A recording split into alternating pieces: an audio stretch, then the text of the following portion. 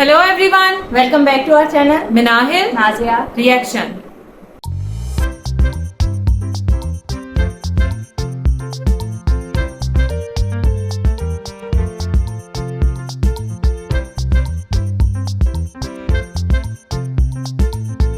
तो आज इस वीडियो पे हम रिएक्शन देने जा रहे हैं। इसका टाइटल है वीडियो का टाइटल है पाकिस्तानी जर्नल्स की दुबई में प्रॉपर्टी देख फिजा सदमे में, और इनके चैनल का नेम है 9.India। आज हम लोग इस वीडियो पे रिएक्शन करने जा रहे हैं। वीडियो का लिंक और टाइटल आपको मिल जाएगा डिस्क्रिप्शन बॉक्स में। और अगर आप हमारे चैनल पे नहीं है तो जल्दी से सब्सक्राइब करें, ज्यादा से ज्यादा फ्रेंड्स और फैमिली के साथ शेयर करें। जल्दी से बढ़ते हैं वीडियो की जानिब और देख लेते हैं ये वीडियो। अमीर पाकिस्तानियों की सिर्फ और सिर्फ दुबई में $12.5 अरब की जायदादें सामने आ गई हैं। $12.5 अरब की। अवाम दो वक्त की रोटी को तरसें और हुक्मरानों की दुबई में अरबों की खरबों की जायदादें निकल आए। अब तो बात ये हो रही है कि सियासतदानों से ज्यादा जो जर्नल्स हैं, रिटायर्ड जर्नल्स हैं, उनकी जायदादें निकल आई हैं। कैसा मुल्क जो वसाइल से माला मार है। इतना मतलब हमारे पास वसाइल है, माला माल है हम, और फिर भी हमें IMF से $1 अरब के लिए तिगनी का नाच नाचना पड़े। और इसी गरीब मुल्क के हुक्मरानों के लिए बैरूने मुल्क अरबों खरबों डॉलर के असासे सामने आ जाएं। उसके बाद पाकिस्तान में लोग सख्ते में चले गए, लोग सख्ते में चले गए, दिमागों ने काम करना छोड़ दिया है। दीवारों के साथ लोग टकरे मारकर अपना सर फाड़ रहे हैं। My God! इनमें जनाब सियासतदान तो हैं ही, इनमें ब्यूरोक्रेट्स भी हैं, इनमें साबिक जर्नैल भी हैं, इनमें बिजनेसमैन भी हैं, इनमें मीडिया से ताल्लुक रखने वाले भी हैं। ये उस मुल्क के हवाले से बातचीत हो रही है जिस मुल्क के अंदर लोग अपनी बच्चियों की बालियां उतार कर बेच रहे हैं। ये उस मुल्क की बातचीत हो रही है जिस मुल्क के अंदर लोगों को के पास रोटी खाने को नहीं है। हमें पता ये चलता है कि पाकिस्तान के अवाम बेचारे तो बहुत गरीब हैं। उनका तो ये हाल है कि वो 2 वक्त की रोटी पूरी नहीं कर सकते। पैसा ही पैसा होगा। तो दोस्तों नमस्कार, जय हिंद, बहुत बहुत स्वागत है आप सभी का 9.India के एक और लेटेस्ट वीडियो में। मैं हूं गौरव। तो दोस्तों आप सबको तो खबर मिला ही होगा कि एक और लीक जो है वो सामने आया है। पहले पनामा लीक और अब दुबई लीक। अब जहां पर भी लीक सामने आए तो पाकिस्तानी जो पॉलिटिशियन हैं और फौजी कैसे पीछे रह सकते हैं। तो $11 बिलियन का अमाउंट बताया जा रहा है, और जो ज़्यादातर मोटा अमाउंट है ना वो पॉलिटिशियंस के हैं और इनके फौजियों के ही है।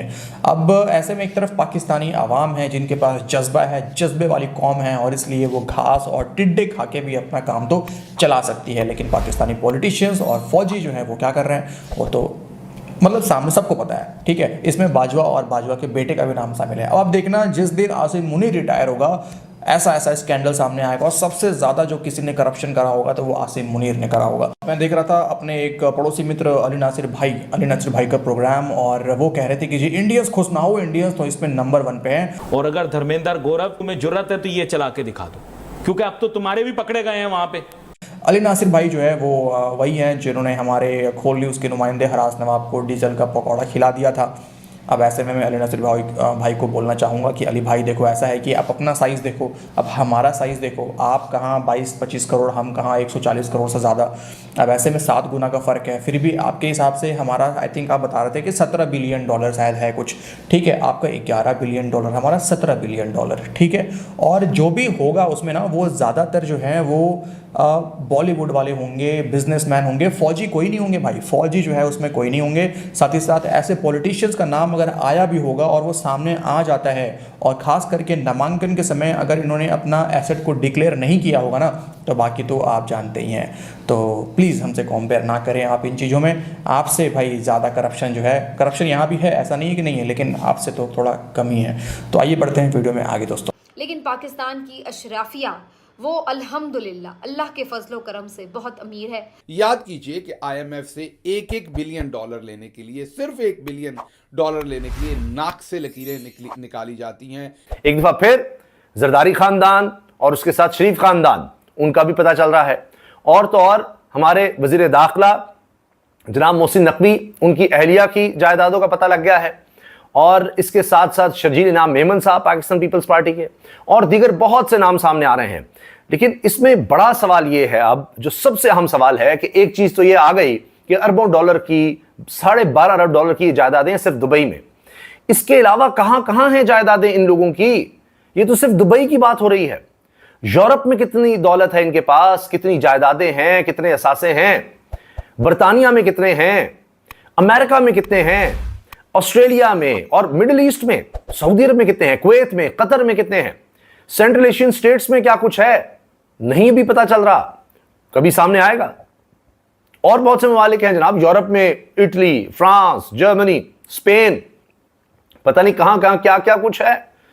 तो ये चीजें तो कहीं ना कहीं सामने आएंगी और फिर क्या होगा, यानी पाकिस्तानियों की इतनी दौलत बाहर पड़ी है, इतनी दौलत मुल्क से बाहर पड़ी है कि पाकिस्तान के तो शायद कर्जे ही उतर जाएं। ये खौफनाक अमल है, इसके अंदर सब शामिल हैं, मीडिया हाउसेज, सियासतदान, जर्नल्स, ब्यूरोक्रेट्स, एक एक बंदा इसके अंदर शामिल, साइंसदान भी इसके अंदर शामिल है। तो ये पैसा, ये डॉलर्स किधर से आए कि इन्होंने दुबई के अंदर प्रॉपर्टीज खरीदी हैं और वहां पर जाकर ये शशके मार रहे हैं और पाकिस्तान में ये डकार भी नहीं मारते। इन्हें अंदाजा लगा लें इन बहरूपियों का, और ये खौफनाक है ये अमल। शहबाज शरीफ साहब जब वज़ीर आज़म बनते हैं, कौमी असेंबली में पहली तकरीर उनकी उठाकर सुने, शहबाज शरीफ साहब ये कह रहे हैं कि जो मैं चाय का कप पी रहा हूं ना, ये कर्जे से पी रहा हूं।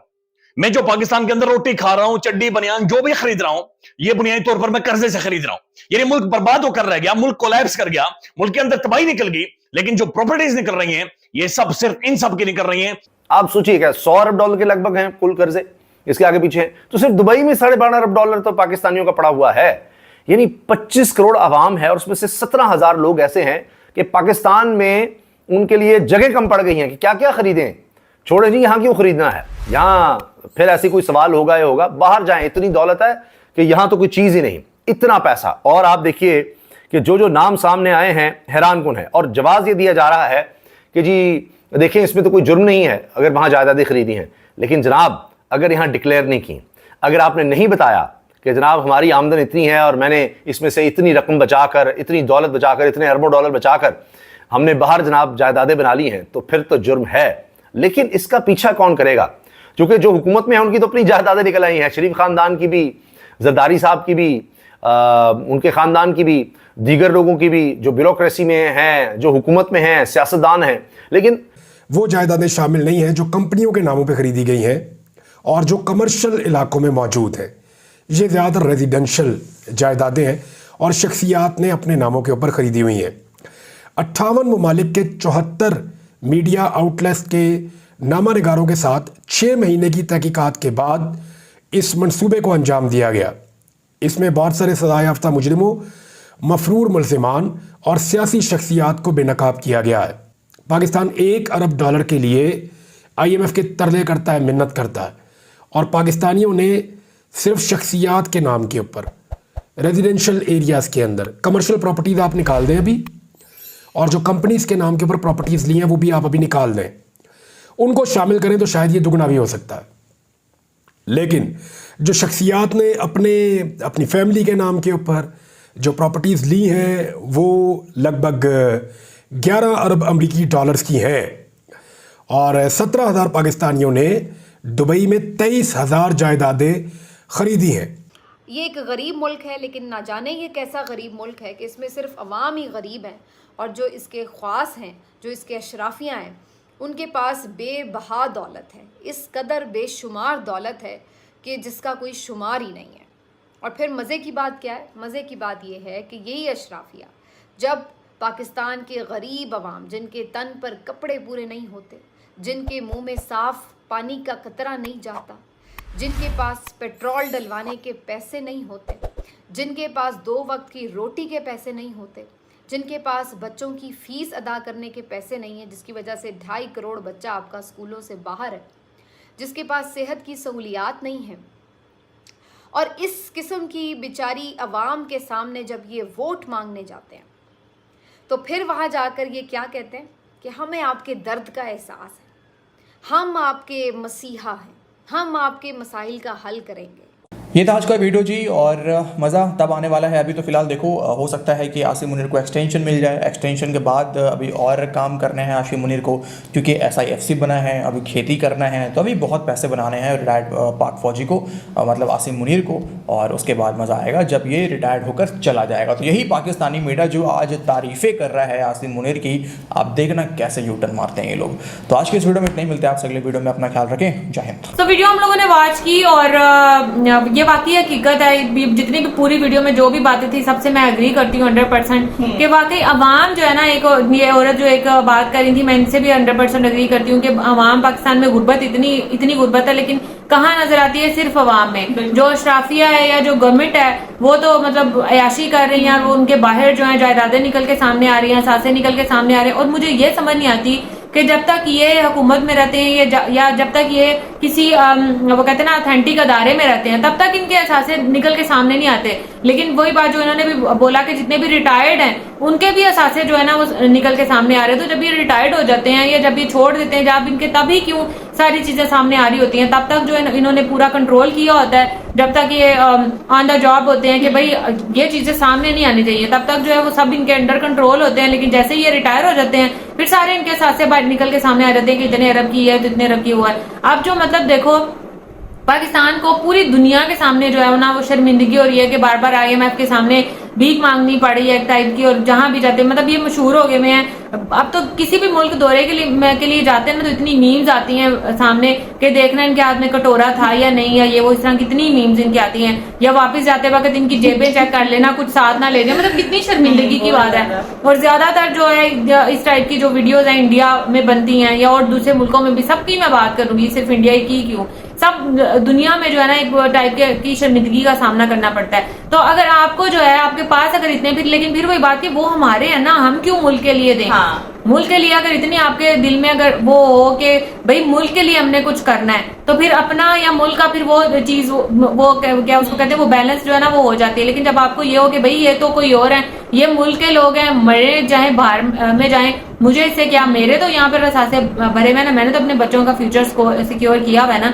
तो फिर जो है फिर आपको मुल्क के बेचारे लोगों की जो गुर्बत में पिस रहे हैं उनका क्या ख्याल आएगा। आपने तो ज़ाहिर अपने बच्चों के फ्यूचर सेट किए हुए हैं। मतलब मुझे ये समझ नहीं आती कि अपने ही मुल्क का पैसा, मतलब आप दूसरे मुल्क से लाओ ना यहाँ पर, तो हमें भी पता चले कि भाई बाहर के का पैसा इधर लेकर आ रहे हैं, बड़े मुल्क के जो है ना वो वफादार हैं। अपने ही मुल्क का पैसा आप दूसरे मुल्क में लेकर जा रहे हो, वहां पर आप जायदादें खरीद रहे हो, अपने मुल्क में इन्वेस्ट करो ना ताकि आपके मुल्क को भी फायदा हो। मुझे ये समझ नहीं आती कि बाहर ये इन्वेस्ट कर लेंगे, अपने मुल्क में ये इन्वेस्ट नहीं करेंगे। बाहर वालों को फायदा देना ना, अपने मुल्क को ये मुल्क समझते ही नहीं है। और क्या बात है इनकी, सब मुझे गुस्सा आ रहा है। अच्छा, मुझे सबसे ज्यादा हंसी इस चीज पे आई जब उन्होंने कहा कि शहबाज शरीफ जो वो चाय का कप पी रहे थे और वो भी कह रहे थे कि ये भी जो है वो कर्जे वाली है, मतलब इतना कर्जे से डूबा हुआ है। फिर मैं यही बात कहूंगी जो अभी स्टार्ट में की कि मतलब इन लोगों में एहसास नाम की चीज नहीं है। देखो इनकी सारी जायदादें, अब जितने भी पॉलिटिशियंस का हिसाब लगा लो ना, इन सब की जायदादें जो है ना इन्होंने बाहर बना के रखी हुई हैं। तो इनको पता है कि यार इन्होंने पाकिस्तान को पता है क्या समझ के रखा हुआ है, इन्होंने पाकिस्तान को समझ के रखा हुआ है कि हमने इस मुल्क में आना है और इधर हमने अपनी गवर्नमेंट चलानी है और इसमें जितना पैसा है ना गरीब आवाम से उसको लूटना है और बाहर जाके अपनी जायदादें बनानी है। क्यों? क्योंकि ये लोग यहाँ पे, इनके बच्चे जो है वो यहाँ पे रहते नहीं है, अपने बच्चों की स्टडीज ये जो है वो बाहर से करवाते हैं, अपना और अपने बच्चों का इलाज जो है ये बाहर से कराते हैं। अगर तुम इन लोगों को पाकिस्तान से प्यार हो, पाकिस्तान की आवाम से प्यार हो और तुम लोगों में ये एहसास हो कि यार हमने इसकी तरक्की के लिए कुछ करना है, तो तुम अपने बच्चे भी यहाँ रखो, उनकी स्टडीज भी यहाँ से करवाओ, अपना इलाज भी यहाँ से करवाओ। इनकी एक आंख में भी दर्द होता है ना, अगर बाजू में भी दर्द होगा तो ये बाहर दफा हो जाएंगे।